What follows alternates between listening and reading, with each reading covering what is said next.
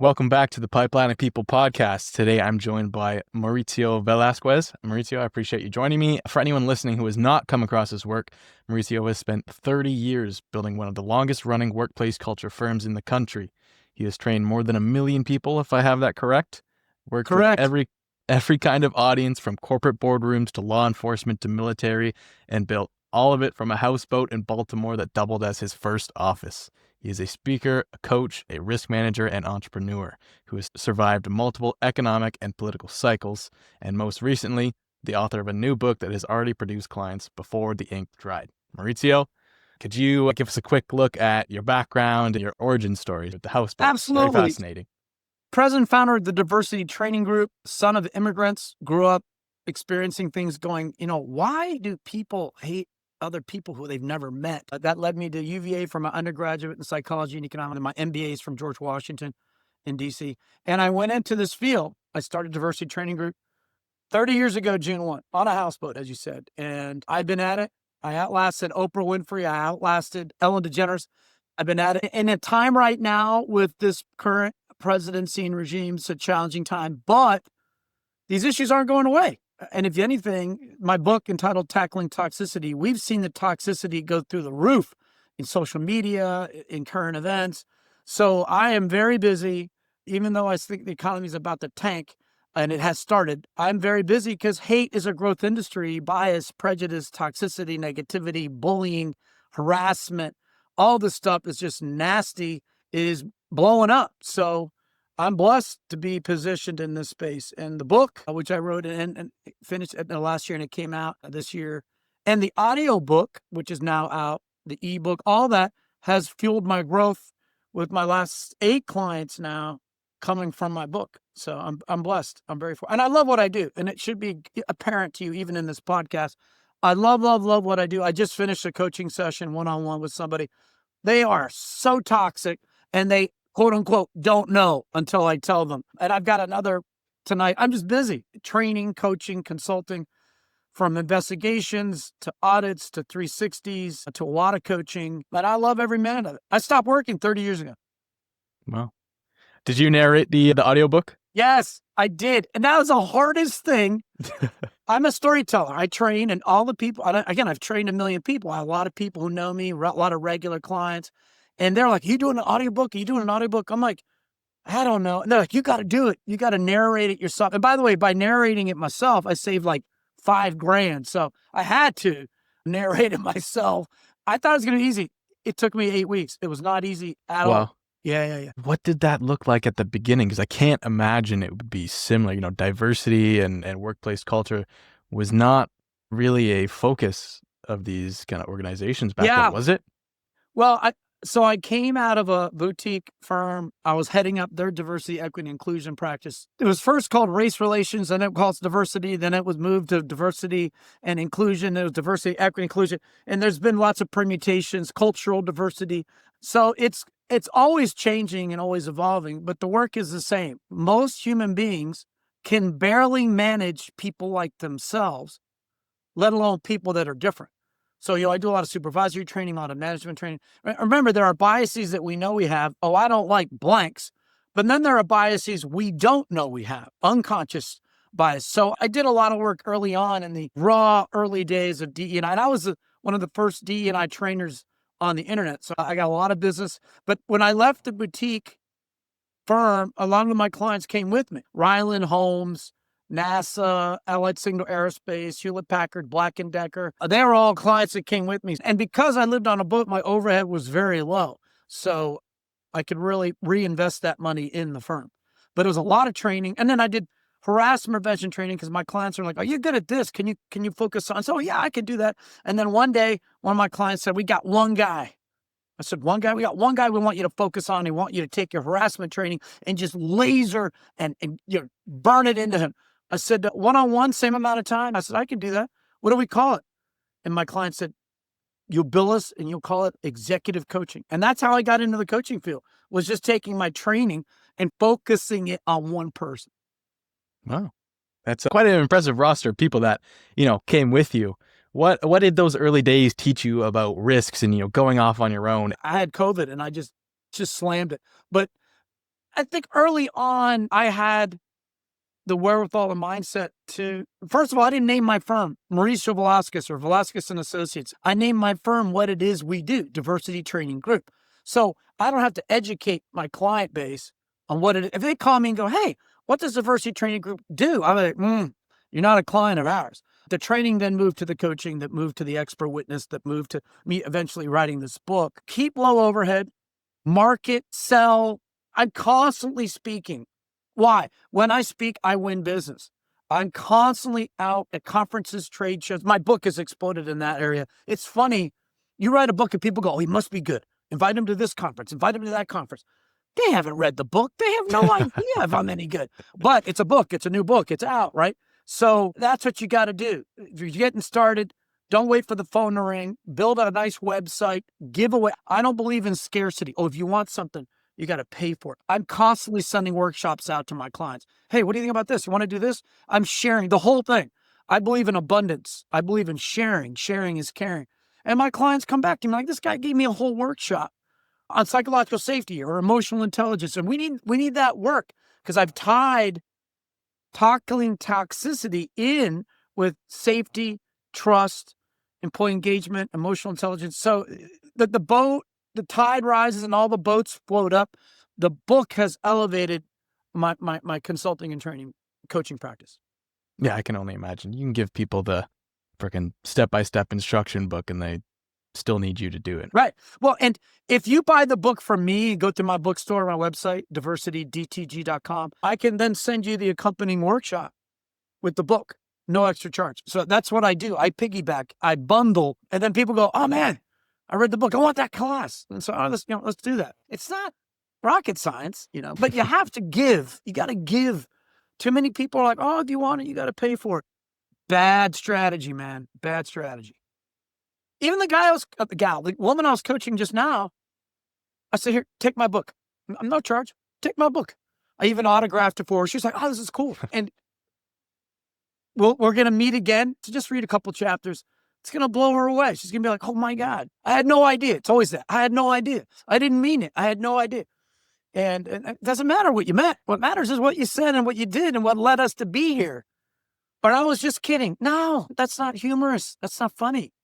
You yelled and screamed at that guy. You embarrassed him in front of everybody. You have no emotional intelligence. You're emotionally illiterate, right? She's like, I said, look, I'm your last chance. Listen to me or they're going to fire you. This is the weird coaching work I get. I get the fix them or tell us if we should fire them work. It's madness. That's great. People hire you to go fix this person. Yeah. The harasser, the racist, the bigot. This guy is telling all the Latino workers, he was calling them beaners, effing beaners, and mother effing beaners. And he didn't think that was wrong. And when I sat down with him, he goes, you're the guy that hired to coach me? I said, yeah, I interviewed everybody I speak, man. They hired a beaner, says it to me in the coaching session. I'm like, you got to be kidding me. So he says, why are you smiling? Oh, I'm supposed to decide if you're going to change. He goes, oh, I'm an old dog. You can't teach an old dog new tricks. I said, and I recommended that they fire him, right? I said, why do you call the guys by their names? I interviewed them. Jose, they're all Latinos. They have their names on their uniform. He goes, oh, they all look alike to me. Well, easy conclusion to draw. He's going to continue to be a monster. And by the way, the guy said to me, he's lucky we haven't knifed him. So we got racism, we've got violence, and I'm supposed to fix him. And he says to me in his cocky, they're not going to fire me. I'm not going to change. I'm an old dog. And they fired him. That's the kind of work I get. It's a strange coaching space I'm in. Yeah, for sure. A lot of people would kind of stand by the notion that people can't change. Do you agree? Do you think it's more of not so much changing, but kind of educating and giving them a new view? Psychologists call it shaping behavior. I don't change anybody, but I lay out what are the consequences if you don't change. And by the way, these are the behaviors you must exhibit. If you exhibit these behaviors, you'll be fired for it, right? And so I will argue 9 out of 10 walk away humbled, like this woman today was humbled. She was apologetic. I said, and they're going to fire you if you don't change the way you behave. So am I changing them in the mind? No. Am I changing them in the heart? No. But they understand there's a consequence to the wallet, that they will lose their job. And by the way, that guy I was talking about, Beaners, they fired him. He called me weeks later. This is all in my book. And he said, you gotta help me, man. I'm like, and I even said this, This beaner don't play. He goes, oh, don't bring that up. And I said, what's going on? They took my car, my Mustang. They took my Harley. They took my boat. I can't make my car pay. I said, what are you talking about? Mauricio, I was making 6 figures at that last job. I started there at a high school. Now I had to start over again making 23.5. My wife's leaving me. Why are you calling me? He goes, can you call my old job and have them hire me back? I'm like, are you kidding me? No, absolutely not. So he didn't get it up here in the mind or the heart, but the wallet tore him a new one. He's financially destitute. And that's his problem. Actions have consequences. Hate costs, it doesn't pay, it costs. Yeah. It's crazy that is happening. 2 years, I mean, no, not like this year, but like the situation I have right now, just like that. All of these people I'm coaching, I didn't do anything wrong. And then it was, oh, I didn't know. And then it was, I didn't mean it. I'm like, it doesn't matter what you meant. What matters is no one can read your mind. And then it's, well, they're being overly sensitive. Like, you can't tell other people how to feel. They're emotionally illiterate. They have the human relation skills of battering rams. And I have to come in and I brought up all this stuff that I did that, but nobody told me it was wrong. I mean, do you really have to be told that that's wrong? There's something called common sense, right?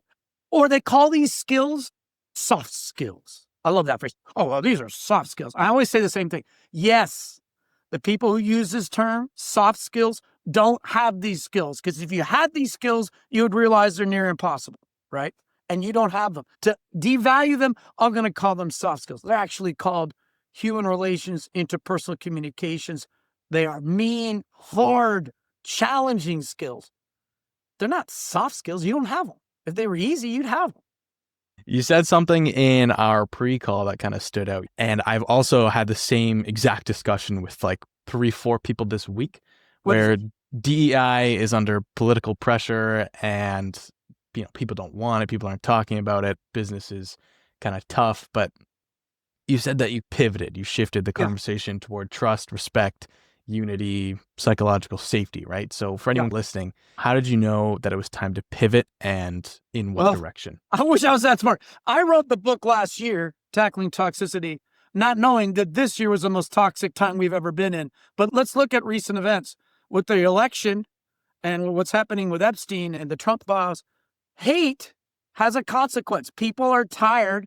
The polling, the participation levels, people voted like never before. I will argue, if you're hearing me, DE&I is coming back because you can't ignore these issues. They will still swamp the boat. They will still affect your culture, your environment, your people. So I have clients that have doubled down or still doing the work quietly. Then I have clients that will call it something else. But the idea, any company that says we're going to stop doing this because of Trump, they never had their heart in it. Those aren't good clients. Let's say you stop doing the work. There's still hate, there's still bias, there's still prejudice in your organizations. You still have bigotry and favoritism and harassment. Don't deal with that. It will fester and it will eat your company alive. The culture will die. The cancer will spread. So what I tell people is stay in the game. The blood's going to come back into the body. Give it time. The storm cloud right now we're dealing, it's going to pass, but also pivot. I mean, really, the emotional intelligence, the employee engagement work I'm doing, psychological safety, trust, tackling toxicity, throw in change management. We're doing that work. Throw in conflict, coaching, throw all that in. It's advanced DE&I. Just don't call it advanced DE&I. But it's advanced. And we're still doing diversity, equity, inclusion training, unconscious bias. We're still doing all that. We're just repackaging, rebundling it. We might be giving it a new version, put a new paint job on it, new tires, but it's the same car. And if you look at what's happening in this administration, they're going into all these cities with their nonsense, with their armed people. American people are sick of it. They're tired of it. That doesn't matter if you're a Democrat or Republican. You're like, this is just wrong. The employers, the companies like Target that dumped DE&I, man, they've gotten punched in the face by the market. The stock price is down. The customers aren't going. I'm personally boycotting. Keep the faith on my DE&I practitioners. Do something. Drive an Uber, but don't close your practice because it's coming back. And by the way, if you get out, those of us that survive, again, this is not my first rodeo. I'm on year 30. There'll be more work for us. We need more soldiers. We need more people, more warriors in this fight. This is far from done. It's a hiccup. It's a slowdown. The courts have struck down all the anti-DE&I stuff that the Trump administration has tried to lay out. The colleges have pushed back. It's a false narrative. It's a temporary blip. Yeah, it's kind of interesting to hear all this because I literally this morning had a call with another kind of very similar firm, and she was doing the exact same thing. She's like, it's very politicized, so we're just going to take the exact same service that we already do and explain it a different way. Yeah, phrase it different. Now, there are people, purists in my field, going, don't change your name. They're idiots. Right? Now, I'm not going to change the name of my firm, Diversity Training Group. All right, I'm not going to change. And by the way, they're going to come back because when they see that we're still surviving, still standing, they must be doing something right over there. Our clients are thrilled, right? Our clients are quiet. They're more hush hush about it. But stick with it, man. It's coming back. Just call it something else. Supervisory training, management survival training, call it what you want. Retaining our best talent, being an employer of choice. We had a client in Florida last year, and they're like, hey, we want you to come down here and do some training. But because of our governor, I said, not a problem. What should we call this training? I said, respect for all training. We like that. Now, what bigot, what hater's going to come to HR and go, hey, I don't want to go to that training next month. Which one? A respect for all training. Oh, you don't want to go to that? Because you look like a schmuck. You just self-identified yourself as a hater. They're like, and it went very well. They loved it. See, this anti-DEI is an interesting thing. These are people pushing a narrative to hate the field that fights hate. This is a narrative. Let's inculcate. Let's get people to develop a bias and a prejudice against DE&I, which is about fighting bias and prejudice. I think it's laughable that it's the President of the United States, the biggest bigot we've ever seen, heading the charge to undermine my field. It's like this guy is the poster child of my work. He's a sexist. He's a racist. He's anti-immigrant, yet he's married to one. Actually was married to two, right? It's like you just sit here and go, you're going to drink this Kool-Aid? You're going to buy this anti-DE&I nonsense when this is the mouthpiece? Oh my God, it's absurd. And all my clients are like, we're just moving on. We're just keep going. This is just nonsense. Yeah, not much else to say there. Every day you sit there and go, this is the guy? This is the nightmare? Calling out, being so nasty to everybody because they're women or they're immigrants, or anti-GLBT, anti-trans. It's like, dude, keep it up. I'm so busy because of this monster, this nightmare. Yeah, he's good for business. There's the irony. Yeah. It's 30 years, that's really rare, right? Like most businesses don't make it 3. You've scaled, sustained, and kept demand high, even in times where people don't necessarily want your services, right? So what actually has kept your business alive for 30 years? Well, one thing is I diversified, not just doing diversity work, and training, but coaching, consulting, assessments, diagnosis. 360 is 360. Also, keep overhead low. I use a lot of subcontractors, and when I don't need them, I don't pay them. So I'm very creative in that respect. The company, the website, the logo, Diversity Training Group, we're savvy at marketing. A lot of people, a lot of coaches, a lot of trainers have masters in human resource development, training and development. I have an MBA. So I am uniquely skilled not only to provide the training and the coaching. My MBA is in human resource management, but I had to take accounting and finance and marketing and business development. So I am uniquely skilled and qualified with skills and tools that most of these other people don't have. I mean, they're trainers, right? It's like lawyers know how to practice law. They don't know how to manage people. Doctors, great at practicing medicine, but they don't know how to manage people because their degrees didn't teach them bedside manner, right? Engineers can engineer, but asking them to manage people, many of them are like, I hate people. And so it's the MBA where everything is done. You got to do it with 4, 5, 6 people. It's a group project. We're forced to collaborate and cooperate. And we know we have to market, and marketing is selling, and selling are different. It's different from positioning and strategy. But this is foreign to a lot of my competition. It's not in their educational background. If somebody said to me, hey, I want to go into training and coaching, I'd be like, get the MBA, right? But I want a master's in human resource development. Yeah, that'll teach you but you need a broader skill set. I'm an entrepreneur, a trainer first, an author second. But quite frankly, I'm an entrepreneur. I own my own office. I own my own building. I'm the landlord and the tenant. I went from the boat to the office on top of a dry cleaner. He wanted $300 a month in downtown Baltimore with a view of the Inner Harbor. I'm like, $300 a month? George is my dry cleaner. All right, I'll come back with 5 months of rent. Locked it in. And now when you're the landlord and the tenant, you can charge yourself whatever rent you want. And when you pull that rent money out, there's no FICA, there's no FUTA, there's no Social Security. So all of these tips nobody taught me, and I'm sharing them with you to share with your audience, your readers. You got to be savvy. And right now, as we turn into a dark time, economically speaking, lower that overhead, but keep the marketing, keep the writing, the speaking. Speak if you have to speak for free, but get out there, because every time I speak, I land clients. So I'm doing all these podcasts. I've had 7 podcasts approach me in the last 5 days. I don't know what happened. Now, why am I doing them? I'm not getting paid to do them. Well, why am I doing them? Because spread the word. More people hear about you, and they're going to be interested. Couldn't agree more. 101. Marketing 101. 1, have to know you exist. 2, what is the reason they should hire you? How do you differentiate yourself? And 3, how are you going to close the sale? So thanks to you and many of your peers and colleagues, I am being put in different places for the first time. I'm on their radar screens. Yep. You sound pretty savvy and you've kept up with the times, but if you had to start from zero today, is there anything that you'd do differently? I think I'd embrace technology more. We're looking at AI. I don't know if I'd change my website. What would I do differently? Interesting. I've flown 1.5 million miles. I don't think I can change the fact that you have to travel.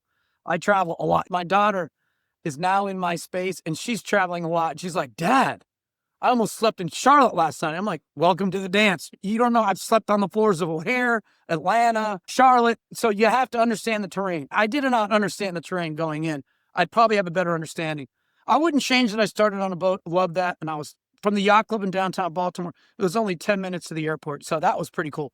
Although I'm only 1 exit from the airport here, Washington Dulles. Technology, I started young. I'd start the same. I wanted to have my own business. I got my MBA and then quickly my goal, be goal-oriented, focus on where do I want to be when, and work hard to get there. I wanted to have my own firm before I was 30. And here I am 30 years later, so I'm 59. I started when I was 29. I don't know what else I'd do. Maybe write the book sooner, because I just wrote the book.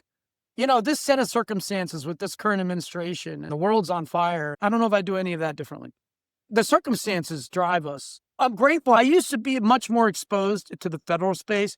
I used to do a lot of work with all the other federal agencies, but I'm in the private sector now. And so I wasn't affected by that shutdown, but a lot of my friends they had their heads cut off. Some are having to close up shop. So I think I'd still stay private sector, not for profit oriented. Yeah, I'm actually on the board of a charity that kind of helps local homeless people, and the landscape for nonprofits is just horrendous. We see people closing down shop every single day. Even ourselves, we're kind of struggling a little bit because the supply chain has been so streamlined and it's just so not accessible right now. Because what we do is we give away kits to homeless people, right? So we need donors from places to give us like backpacks and socks and things like that, and they're just not available. Even hotels have stopped carrying those little small bottles. They carry big ones now. They just refill them. So we can't get those. Our church puts those packets together. Go to your churches. We all get together and we make, 10,000. And then there's the food packets too, for the food for those starving. This whole SNAP thing was a nightmare. I mean, think about, you're going to go after the poorest people in the country. It's heartless, So I'm with you. And don't get me wrong. I started in the federal space. I was working for the White House, Clinton administration, and it's the only client that insisted I have a pager in my 30-year career. And I'm on my boat reading the paper, and the White House paged me, and I call them. I'm like, what's up? Why are you talking to the papers? I'm like, what are you talking about? And they faxed me an article, and it said, I still have it. Mauricio Velasquez, president of Diversity Training Group, is working with Bill Clinton to help him one-on-one with the Monica Lewinsky. I'm like, what? They're like, I told them, this is a total lie. I'm doing low-level diversity work. Well, how'd they get your picture? Like, they took it off my website. So a ton of federal work comes my way. Why? Because of a bogus, this was fake news. And every agency, ATF&E, FDA, NIH, you name them, there's 30 agencies. Oh, if you're good enough for the White House. Look, it's not true. Yes, I work at the White House, but I'm doing different things. So I got a ton of work on a lie. My parents called me. we're so proud of you. I'm like, it's not true. So when I first started out, DTG, like the first 10 years, I was all federal. I was killing it. But I moved into the private sector because they saw me too. And the private sector pays more, pays better. They move faster. I mean, sometimes government can be glacial. But yeah, DTG was very successful at the beginning because of a lie. And I told everybody it's not true.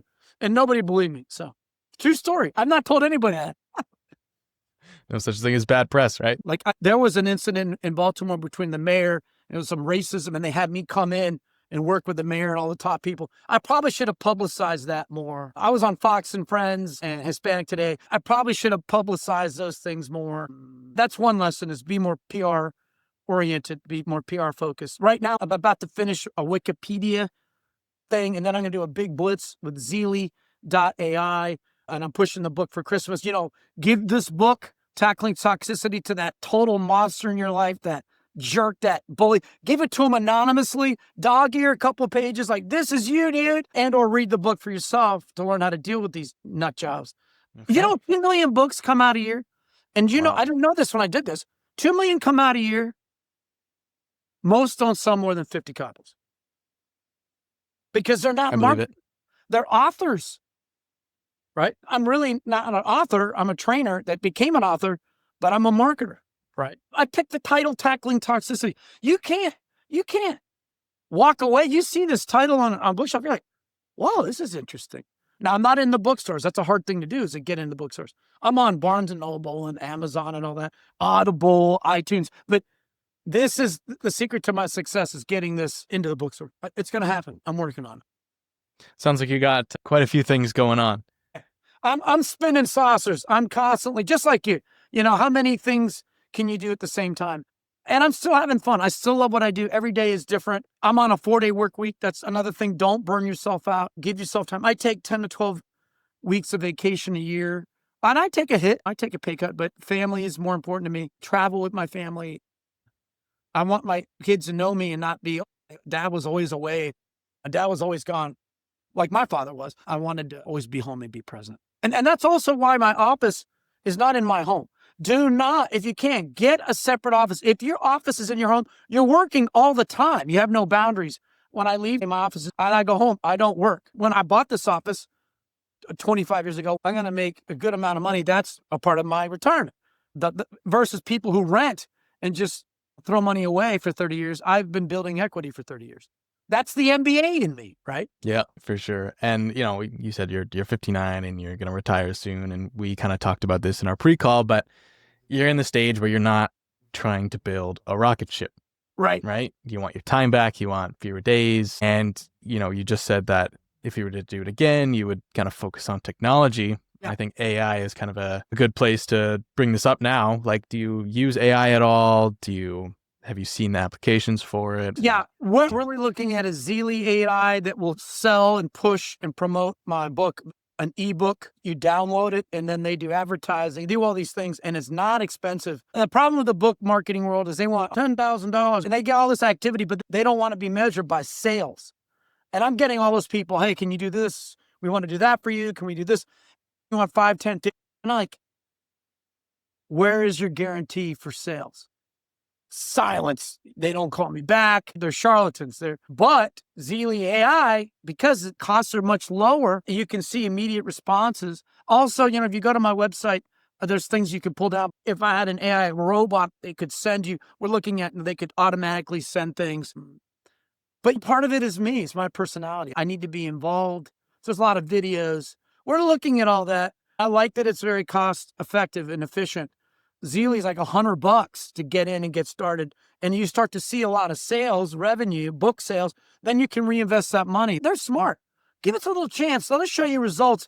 And then we can go higher. So I'm all about that. Oh, we want 10,000, we want 5. We only want $100. Let's do that. I can test. I can pilot $100 or $200 or $300 deal.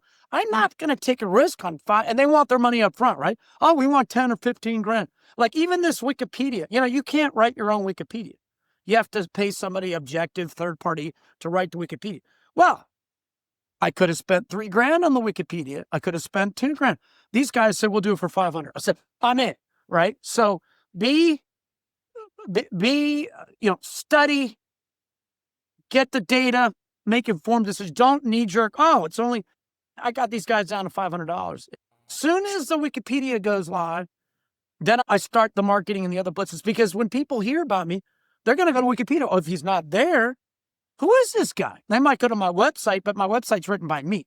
So that's the latest. I probably should have done Wikipedia like 25 years ago. Isn't there pretty strict notability requirements? Very strict. And that's their problem. That's not my problem, right? Do you know what they are? Just out of curiosity. Well, they have to confirm everything. Like if I said I work for these companies, they have to confirm that. I'm married with 3 kids. Well, how do you prove that? Well, they got to find a picture. It's kind of crazy. All the things they do and the footnotes. It does take them a lot of time and energy. I saw a draft of it, and I'm like, man, they're only charging me $500 for this. This is a lot of time going into it. But here's the entrepreneur. I said, look, if this is really awesome, but I've already paid for it, I'm on an author group. There's 10 of us that started the books at the same time. I will pitch you to these other 9 authors. If I do that, are you guys going to give me a discount? Because I want to do some more things. I got kind of like the cheeseburger plan, but I want the filet mignon. Well, of course, we'll give you consideration. So I bring more people in, and then they give me like right now I paid for 1 year of editing, but I really want 2 years. You want to add things. And so leverage your connections. Competition is very important. And oh my God, I mean, I probably have 10 different companies pitching me AI. A funnel, advancement, client. One guy wanted $5,000 a month, and I'll give you leads. I'm like, $5,000 a month, right? These guys, unless you're a big firm, you're not paying. I'm not a big firm, so I'm not paying $5,000 a month for leads. Oh, we'll send you a database, 50,000 emails. And then I said, yeah, and I need people to do that. Oh, what do you want? We want $1,000. And then what? I still have to hire, and no, I really. Whoa, they're $5,000 a month just to get you the list. Just the list started off at 2,000, then it went down to 1,000. It was like 50,000 contacts, in so many states, and I want chief diversity, whatever.